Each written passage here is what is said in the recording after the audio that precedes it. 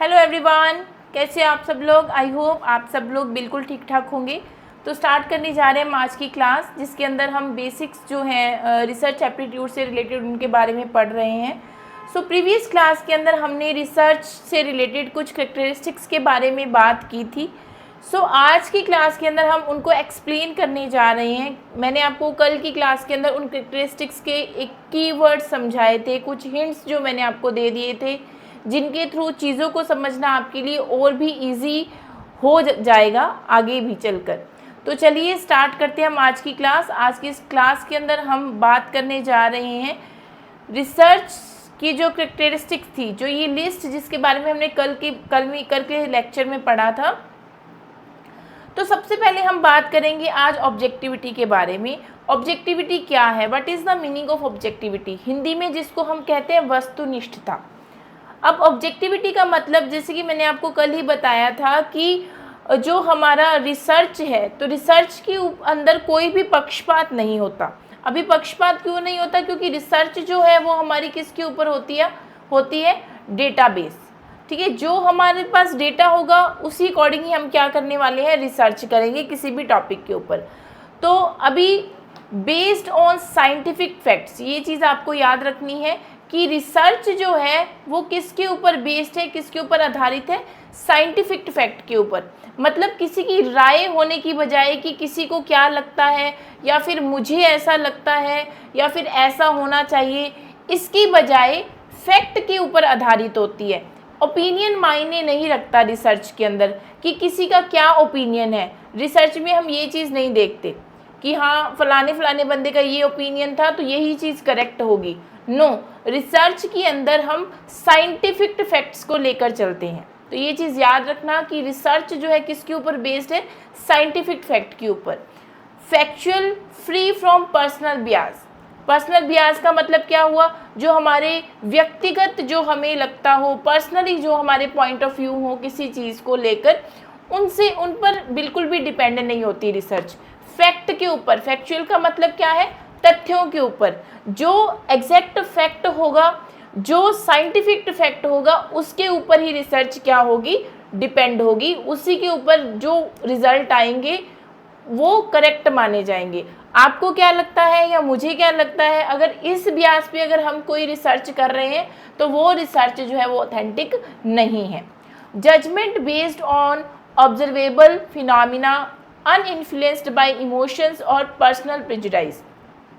तो ये चीज़ आप याद रखिएगा कि ये इमोशंस पे या फिर पर्सनल प्रेजुडिस से इन्फ्लुएंस नहीं होती। ठीक है ना, इन पर हम नहीं कह सकते कि हाँ क्या हमारी इमोशंस हैं।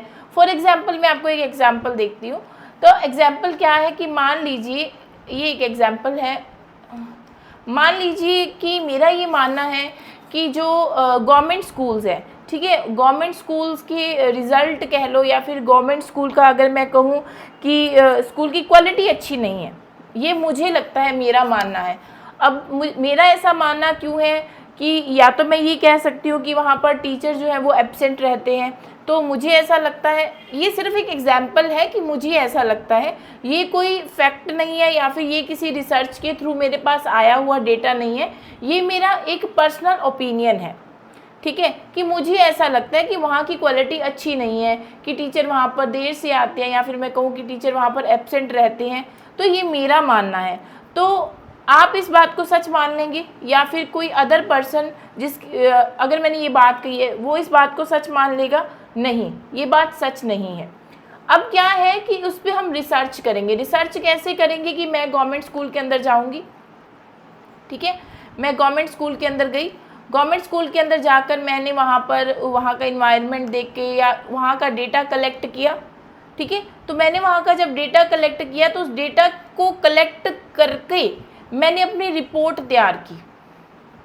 ठीक है, अब ये जो रिपोर्ट होगी, इस डेटा के बेस के ऊपर जो मैंने रिपोर्ट बनाई है, वो रिपोर्ट जो होगी वो करेक्ट होगी। तो ये रिपोर्ट क्या बनी, मेरी एक रिसर्च का पार्ट बनी, क्योंकि मैं गवर्नमेंट स्कूल के अंदर गई तो मैंने वहाँ जाकर रिसर्च किया इस चीज़ को कि क्या जो मेरे थॉट थे, क्या जो मेरा ओपिनियन था वो करेक्ट था या नहीं था। तो इस वजह से जो रिसर्च होती है वो किसके ऊपर बेस्ड है, डेटाबेस है। साइंटिफिक फैक्ट मतलब हमारे पास उस चीज़ के लिए कोई रिपोर्ट होनी चाहिए, और वो रिपोर्ट हम डेटा को कलेक्ट करेंगे, उस पर रिसर्च करेंगे, तभी हम उस रिपोर्ट को क्या कर सकते हैं, प्रिपेयर कर सकते हैं।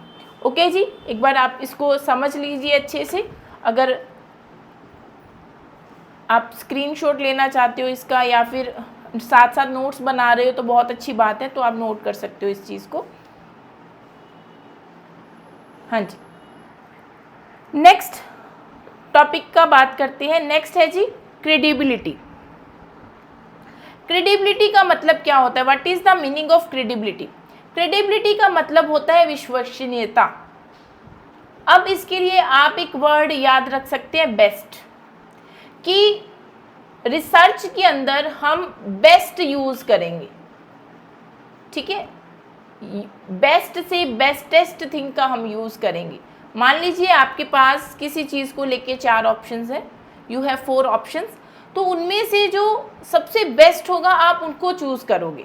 एक बार पढ़ लेते हैं। It is the utilisation of best wellspring, देखो मैंने यहाँ पर वर्ड लिखा है, best wellspring of data and the best techniques. मतलब क्या हुआ क्रेडिबिलिटी का, कि इसके अंदर जो सर्वोत्तम स्रोत होगा और जो सर्वोत्तम तकनीक होगी, सबसे उत्तम, उसका हम यूज़ करेंगे। मतलब हाँ चल जाएगा, ये वाली चीज़ रिसर्च के अंदर नहीं हो सकती, हाँ ठीक है, हाँ ओके है, इस चीज़ के अकॉर्डिंग पर हम किसी चीज़ का रिसर्च नहीं कर सकते। अगर हम रिसर्च कर रहे हैं किसी चीज़ को लेकर तो हम बेस्ट से बेस्ट को चूज़ करेंगे। इसलिए best wellspring of data, it means सर्वोत्तम स्रोत जो हमें डेटा का हमें मिले, ठीक है जी, बेस्ट टेक्निक्स का यूज़ करेंगे। It has to be a trade off between primary and secondary data. तो देखो यहाँ पर मैंने एक वर्ड यूज़ किया है, ट्रेड ऑफ, ठीक है। क्या मतलब है इसका, what is the meaning of trade off? अब मैंने आपको बताया है कि ये एक ट्रेड ऑफ है प्राइमरी और सेकेंडरी डेटा। तो ट्रेड ऑफ के मीनिंग को समझने से पहले तो चलिए मैं आपको बता देती हूँ कि प्राइमरी और सेकेंडरी डेटा क्या है रिसर्च के अंदर। तो उसने हमें बताया गया है primary data and secondary data, इसके बारे में बात की। रिसर्च क्या है? रिसर्च एक ट्रेड ऑफ है, ठीक है, किसके बीच में? ट्रेड का मतलब आपको पता ही है, व्यापार, ठीक है, किसके बीच में? प्राइमरी और सेकेंडरी डेटा। अब प्राइमरी और सेकेंडरी डेटा क्या होता है? What is primary data and what is secondary data? Primary data क्या होता है जी? अगर आपको मालूम है तो मेरे बताने से पहले आप कमेंट सेक्शन के अंदर कमेंट करके बता सकते हैं कि प्राइमरी डेटा क्या है और सेकेंडरी डेटा क्या है। तो प्राइमरी डेटा क्या है? प्राइमरी डेटा का मतलब होता है फर्स्ट डेटा। फर्स्ट डेटा का मतलब क्या हुआ? फर्स्ट डेटा का मतलब होता है जो मैंने खुद कलेक्ट किया, मैंने खुद कलेक्ट किया, कलेक्ट बाय माई सेल्फ। मान लीजिए कि मैंने रिसर्च करनी है किसी चीज़ के ऊपर, ठीक है, मेरा रिसर्च का कोई टॉपिक है, मैं रिसर्च करना चाहती हूँ, तो मैंने जाकर खुद मतलब चीज़ों को एक्सप्लोर किया, ढूंढा, मतलब नई बुक्स को देखा और मतलब काफ़ी चीज़ों पर मैंने रिसर्च किया, मतलब जाकर उस टॉपिक, पर्टिकुलर टॉपिक के ऊपर। तो वो जो मैंने ट्राई किया वो मेरा क्या है? वो फर्स्ट डेटा है, जो डेटा मैंने खुद कलेक्ट किया था। तो वो क्या होगा? वो फर्स्ट डेटा होगा, प्राइमरी डेटा होगा। और सेकेंडरी डेटा, सेकेंडरी डेटा का मतलब क्या होगा कि जो किसी और ने कलेक्ट किया, कलेक्ट बाय अदर। अब कलेक्ट बाय अदर का मतलब क्या है? For his research. इसका मतलब उसकी खुद की रिसर्च के लिए उसने जो डेटा यूज किया था, ठीक है। अब उसने डेटा कलेक्ट किया अपनी रिसर्च के लिए, उस डेटा को मैंने फिर से अपनी रिसर्च के लिए यूज़ किया, वो क्या हो जाएगा? सेकेंडरी डेटा हो जाएगा। तो ये एक ट्रेड है किसके बीच में? प्राइमरी और सेकेंडरी डेटा। लेकिन रिसर्च क्या होती है? रिसर्च शुड बी क्रेडिबल, ठीक है, या फिर रिसर्च डिपेंड्स ऑन क्रेडिबिलिटी। इसका मतलब क्या है कि हम बेस्ट यूज़ करेंगे। और बेस्ट क्या होगा? जो फर्स्ट डेटा जो मैंने खुद कलेक्ट किया है। एक रिसर्चर जो होता है वो हमेशा प्राइमरी डेटा का यूज़ करता है, कोशिश यही रहती है 95% की वो मतलब प्राइमरी डेटा का ही यूज़ करें। सेकेंडरी डेटा का यूज़ हम एज अ हेल्प जो है समटाइम करना पड़ता है, बट रिसर्चर जो है वो हमेशा प्राइमरी डेटा का यूज़ करता है, मतलब फर्स्ट डेटा जो वो खुद कलेक्ट करता है, ना कि किसी अदर के ओपिनियन से। तो रिसर्च जो है उसके अंदर हम हमेशा बेस्ट का यूज़ करते हैं। इस चीज़ को आप याद रखना कि रिसर्च जो है उसके अंदर हम बेस्ट का यूज़ करेंगे, और ये एक ट्रेड है किसके बीच में, between primary and secondary data. Okay जी, चलिए, आई होप प्राइमरी और सेकेंडरी डेटा जो है वो आपको समझ में आ गया होगा। आप चाहें तो पिक क्लिक कर सकते हैं, या फिर आप चाहें तो जो भी नोट्स प्रिपेयर कर रहे हैं तो आप कर सकते हैं।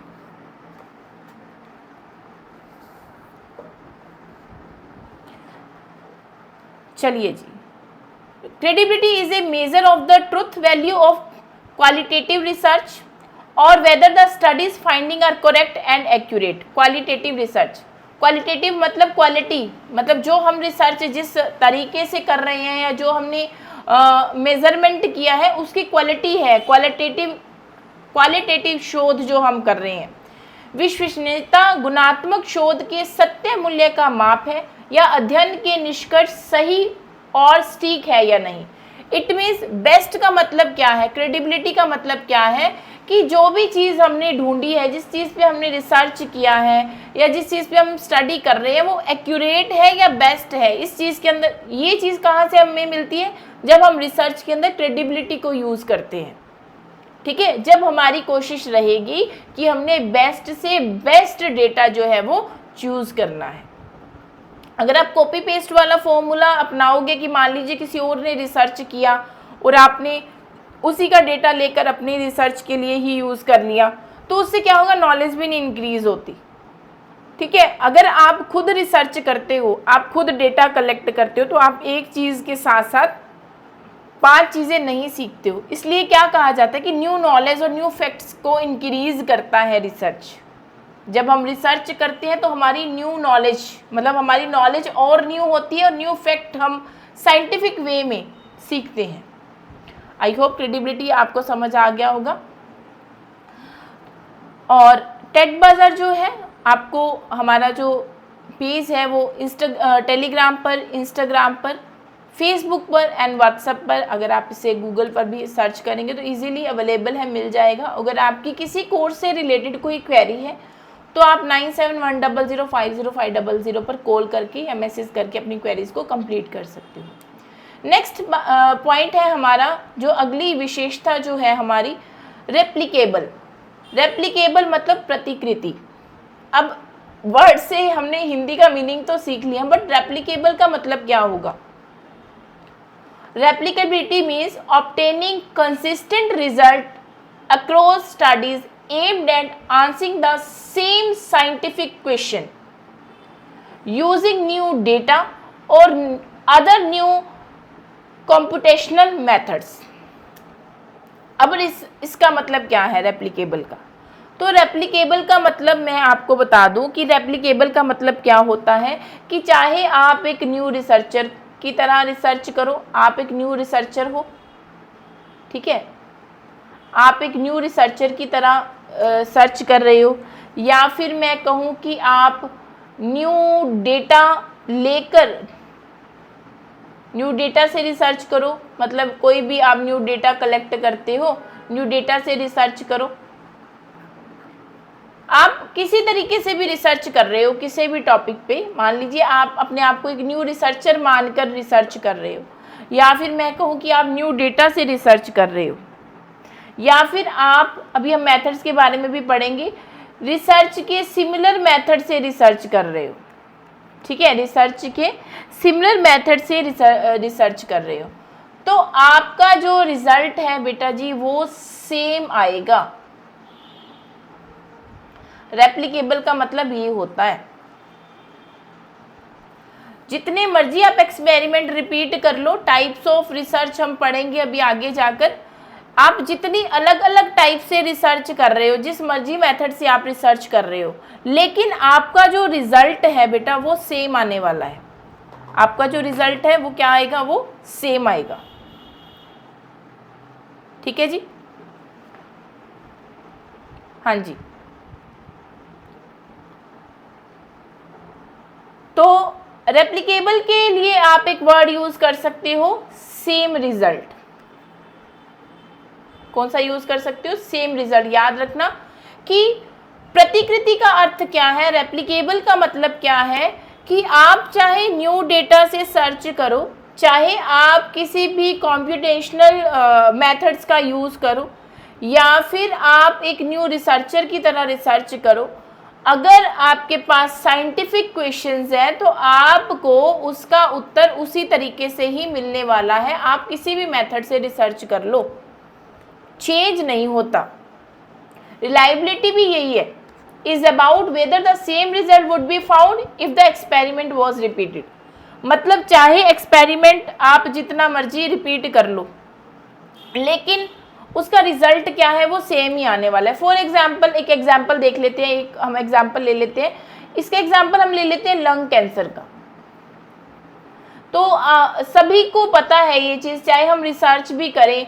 अभी आपने देखा होगा जो सिगरेट्स के पैकेट्स होते हैं उनके ऊपर भी लंग्स को का पिक्चर बनाकर, तो उसमें लिखा होता है कि स्मोकिंग इसका कोज है, कि स्मोकिंग करने से ये जो लंग कैंसर जो होता है। अब मान लीजिए कोई अदर पर्सन आपके पास आए और आपको वो आकर ये बात बोले कि नहीं जी ऐसा नहीं होता, लंग कैंसर जो है वो स्मोकिंग करने से नहीं होता, क्या आप इस चीज़ को मानोगे? क्या आप इस चीज़ को मानोगे? नहीं ना, क्योंकि ये एक साइंटिफिक फैक्ट है, ये क्लियर हो चुका है। अब कोई पर्सन जाकर अपने थॉट्स पे जाकर रिसर्च करे भी नहीं, लंग कैंसर जो है वो स्मोकिंग से नहीं हो सकता, मैं तो इस पर रिसर्च करूंगा, तो रिसर्च करने से भी यही चीज़ मिलेगी। उसका अलग मेथड होगा ढूंढने का, रिसर्च करने का, तो उसका भी सेम ही रिजल्ट आने वाला है कि जो लंग कैंसर है वो किसके कारण होता है, स्मोकिंग के कारण होता है। तो इसके अंदर क्या है, रेप्लिकेबल का मतलब क्या हो गया, सेम रिजल्ट। कि आप चाहे अलग मेथड यूज़ कीजिए अपनी रिसर्च के लिए, एज अ न्यू रिसर्चर आप चाहे रिसर्च कर रहे हो, चाहे आप किसी न्यू डेटा का यूज़ कर रहे हो अपने रिसर्च के लिए, मतलब टॉपिक आपका वही है, साइंटिफिक जो आपके पास है उसी के चलते आप रिसर्च कर रहे हो, आपको रिजल्ट सेम ही मिलने वाला है। प्रॉब्लम का सल्यूशन वो रिसर्च नहीं होता, क्योंकि रिसर्च जो है वो हमेशा प्रॉब्लम से आकर प्रॉब्लम पर ही रुकती है। अब इसके बारे में हम आगे बात करते हैं। आई होप ये समझ में आ गया होगा, तो आप एक बार इसको देख लीजिए। अगर किसी स्टूडेंट को कोई डाउट है तो वो मतलब पूछ सकता है, अदरवाइज जो है ये जो रेप्लिकेबल का मतलब है यहाँ पर क्लियर हो गया। पेपर में इससे रिलेटेड क्वेश्चंस जो हैं बच्चे वो डेफिनेटली पूछे जाने वाले हैं। कैरेक्टरिस्टिक्स में से एक आधा क्वेश्चन जो है 2 से 3 क्वेश्चन जो है वो ज़रूर मिलते हैं। नेक्स्ट है जी साइक्लिकल। साइक्लिकल का मतलब क्या है, कल ही मैंने आपको बताया था कि प्रॉब्लम से स्टार्ट होकर रिसर्च जो है हमारी वो प्रॉब्लम से स्टार्ट होकर प्रॉब्लम पर ही आकर रुकती है। अब आप सोचोगे कि मैम ये चीज़ कैसे पॉसिबल है, क्योंकि रिसर्च तो हमने सल्यूशन के लिए की थी, तो आप कैसे कह सकते हो कि प्रॉब्लम पर आकर प्रॉब्लम पर ही रुकती है। तो मान लीजिए आपने किसी चीज़ के लिए रिसर्च किया, आपने प्रॉब्लम पर किसी पर रिसर्च किया, आपने रिजल्ट निकाल दिया उसका, ठीक है, रिजल्ट आ गया जी। तो अब क्या है, जो न्यू रिसर्चर आएगा, आपने जो रिजल्ट निकाला, अब न्यू रिसर्चर जो आएगा ना, वो आपने जो रिजल्ट निकाला था ना उस पर आकर रिसर्च करेगा, तो आपका रिजल्ट इस रिसर्चर के लिए क्या बन जाएगा, प्रॉब्लम बन जाएगा। प्रॉब्लम का मतलब नेगेटिव वे में हम नहीं कह सकते कि नेगेटिव वे में कोई समस्या उसके लिए क्रिएट करने वाला है, उसके लिए वो एक क्वेश्चन बन जाएगा, ऐसा क्यों, ऐसा क्यों। अब जब वो इसके ऊपर रिसर्च करेगा कि हाँ इसका रिजल्ट ये आया, अब जब इसके ऊपर रिसर्च करेगा तो इसका जो रिजल्ट है वो उस प्रॉब्लम पर आकर खड़ा हो जाएगा। उसके लिए तो वो रिजल्ट होगा, लेकिन आपके लिए तो वो क्या थी, वो प्रॉब्लम ही थी, ठीक है। तो ये साइक्लिकल प्रोसेस है। रिसर्च इज रेपिटेटिव प्रोसीजर, याद रखना रेपिटेटिव का मतलब भी क्या है कि साइक्लिकल प्रोसीजर है। Research start with a specific problem, एक स्पेसिफिक प्रॉब्लम के साथ स्टार्ट होती है। Find solution for that problem, उस प्रॉब्लम का सोल्यूशन मिलता है। Paves way to arise new problem, लेकिन इसी के साथ क्या होता है, एक न्यू प्रॉब्लम अराइज हो जाती है। कैसे हो जाती है, मैंने आपको डायग्राम के थ्रू एक्सप्लेन कर दिया कि आपने जिस चीज पर रिसर्च किया, आपने जिस चीज के ऊपर रिसर्च किया वो आपके लिए एक प्रॉब्लम थी, आपने उसका रिजल्ट निकाल दिया, लेकिन जो न्यू रिसर्चर आएगा, मान लीजिए न्यू रिसर्चर आया, उसने उस रिजल्ट को उठाया, अब वो उस रिजल्ट के ऊपर रिसर्च कर रहा है, अब उसका रिसर्च करना उस रिजल्ट पर, वो उसके लिए क्या बन गया, एक प्रॉब्लम बन गया। अब वो जो रिजल्ट निकालेगा वो उस प्रॉब्लम पे आकर टिक जाएगा। तो क्या है, ये एक साइक्लिकल प्रोसेस है कि जो रिसर्च है वो स्टार्ट भी प्रॉब्लम पर होती है और एंड भी किस पर होती है, प्रॉब्लम पर ही होती है। सल्यूशन तो मिल जाता है हमें, find solution for that problem, जो प्रॉब्लम है उसका सल्यूशन तो मिल जाता है हमें रिसर्च के लिए, लेकिन एक न्यू प्रॉब्लम अराइज हो जाती है। न्यू प्रॉब्लम कैसे अराइज होगी जी, न्यू प्रॉब्लम अराइज होगी जो न्यू रिसर्चर आएगा, हमारी जो प्रॉब्लम, हमारा जो सल्यूशन था वो न्यू रिसर्चर के लिए एज अ प्रॉब्लम अराइज होगा। ठीक है, क्लियर है, चलिए आई होप क्लियर हो गया होगा। नेक्स्ट है लॉजिकल। लॉजिकल का मतलब बहुत ही इजी है, मतलब रीजन, कि किसी ना किसी रीजन पर बेस्ड होती है। ठीक है, मतलब किसी सेंसिबल थिंकिंग के ऊपर, मतलब मतलब क्या है, हम कह सकते हैं कि रिसर्च करने का कोई ना कोई रीजन होता है, कारण होता है, तभी हम उसको लेकर क्या करते हैं, रिसर्च करते हैं।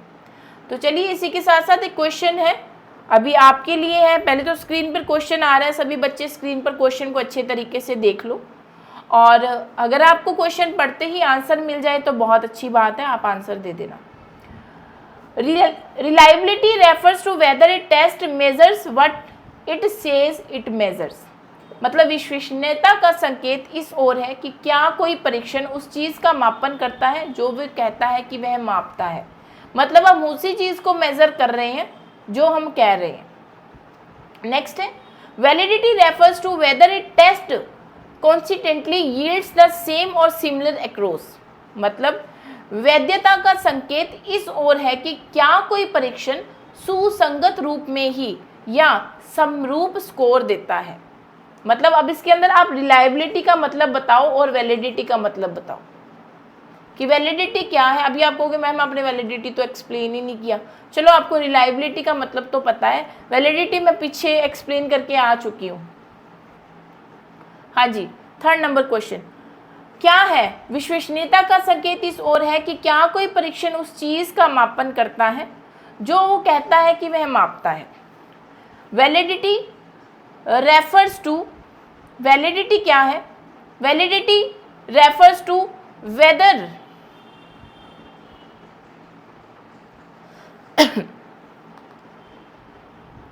तो इसके अंदर क्या है कि रिलायबिलिटी तो ये नहीं कहती ना, रिलायबिलिटी इस चीज़ के बारे में तो नहीं बताती कि जो हमने, कि कोई परीक्षण उस चीज़ का मापन करता है जो वो कहता है कि वह मापता है, कि उसी जो हमने कहा है उसी के ऊपर वो मतलब एग्जैक्ट रहता है। रिलायबिलिटी ये नहीं कहती, रिलायबिलिटी क्या कहती है कि हम बेस्ट चूज़ करेंगे, उसके लिए जो बेस्ट होगा हम वही चूज़ करेंगे, जो कहेंगे वही माप रहे हैं वो नहीं है। ठीक है, और वैधता का संकेत इस ओर है कि क्या कोई परीक्षण सुसंगत रूप में वही या समरूप स्कोर देता है, ऐसा नहीं होता। ठीक है, मतलब मान लीजिए अलग अलग तरीके से शोध किया जाएगा तो अलग अलग रिजल्ट ही आएंगे हमारे पास, पॉइंट ऑफ व्यू से। वैसे साइंटिफिक वे से तो हमारे पास रिजल्ट क्या है, सेम ही आने वाले हैं। तो both statement first and statement second are incorrect. Which of the following statement is not true in the context of participatory research? सहभागी अनुसंधान के संदर्भ में निम्नलिखित में से कौन सा कथन सत्य नहीं है। पार्टिसिपेटरी रिसर्च का मतलब होता है, मतलब पार्टिसिपेट करके हम जो रिसर्च करते हैं। It recognise knowledge as power, कि इसके अंदर हमें पता चलता है कि नॉलेज क्या है, नॉलेज को एज पावर हम रिकॉग्नाइज करते हैं। It emphasise on people as experts, कि लोगों को एक्सपर्ट होने में एम्फेसाइज किया जाता है, ऑब्वियस सी बात है। It is collective process of inquiry, ये है जांच की एक सामूहिक प्रक्रिया है। सहभागी मतलब, अब देखो सहभागी का मतलब क्या है कि सबने सेम रूप में उस चीज़ में पार्टिसिपेट किया है, तो ऑब्वियस सी बात है कि ये क्या है, एक कलेक्टिव प्रोसीजर हो गया। Its sole purpose is production of knowledge, इसका जो मेन पर्पज, एकमात्र उद्देश्य ज्ञान का उत्पादन करना है। तो बताइए जी क्या होगा। तो इसका जो पर्पस है बेटा, सिर्फ ज्ञान का उत्पादन करना ही नहीं हो सकता, बाकी 3 चीज़ें जो है वो बिल्कुल सही है पार्टिसिपेटरी रिसर्च के अंदर, लेकिन इसका एकमात्र ज्ञान का उत्पादन करना है, ये बिल्कुल सही नहीं है। ठीक है, कि हम सिर्फ अपनी नॉलेज को ही, मान लीजिए आप ग्रुप में रिसर्च कर रहे हो मिलकर, तो उसमें से एक पर्सन ये सोचे कि हाँ जी मेरे को तो अपनी नॉलेज बढ़ानी है और तो मुझे रिसर्च से कोई मतलब नहीं है, ऐसा नहीं हो सकता। ठीक है, सारी चीज़ें ही क्या है, मायने रखती हैं। नॉलेज एज अ पावर, ठीक है, लोगों को एक्सपर्ट बनाने के लिए, मतलब आप किसी चीज़ में एक्सपर्ट हो जाएं। जैसे कि अभी आप एमए करते हो, अब जो स्टूडेंट ये सोचते हैं कि भाई मैंने तो बस एमए करनी है, डिग्री लेनी है, तो उनके लिए वो चीज़ नथिंग है। लेकिन जो जो बच्चे ये सोचते हैं कि नहीं मैंने एमए करना है, अच्छे मार्क्स लेने हैं, फिर उसके बाद मैंने नेट क्लियर करना है, जेआरएफ क्लियर करना है, कॉलेज में एज अ लेक्चरर की पोस्ट पे, असिस्टेंट प्रोफेसर की पोस्ट पे मैंने काम करना है, तो वो अपने आप को एज अ एक्सपर्ट बनाना चाहेंगे उस पर्टिकुलर सब्जेक्ट के अंदर। तो ये उनकी भी एक रिसर्च का हिस्सा है उनकी भी। ठीक है, तो डी जो है कि पार्टिसिपेटरी रिसर्च सिर्फ प्रोडक्शन ऑफ नॉलेज है, तो ये जो बात है ये सही नहीं है। So D is the right answer. So NTA UGC NET का जो कोचिंग जल्द ही हमारे जो पेड कोर्सेज मतलब हम अवेलेबल करवाने जा रहे हैं आपको टेट बजर की अकेडमी, ऑनलाइन अकेडमी में, तो आप अगर चाहें तो अपने रजिस्ट्रेशंस जो है वो करवा सकते हैं अभी। तो आपकी कोई भी क्वेरी हो उसके लिए आप 9710050500 पर कॉल या मैसेजेस करके पूछ सकते हैं, और हमारे फ्री व्हाट्सएप ग्रुप का हिस्सा बनने के लिए आप अपना नेम, पेपर, सिटी लिखकर व्हाट्सएप पर भेज सकते हैं और हमारे फ्री व्हाट्सएप ग्रुप का हिस्सा बन सकते हैं। थैंक यू जी, bye bye, take care, thanks to all of you, God bless you.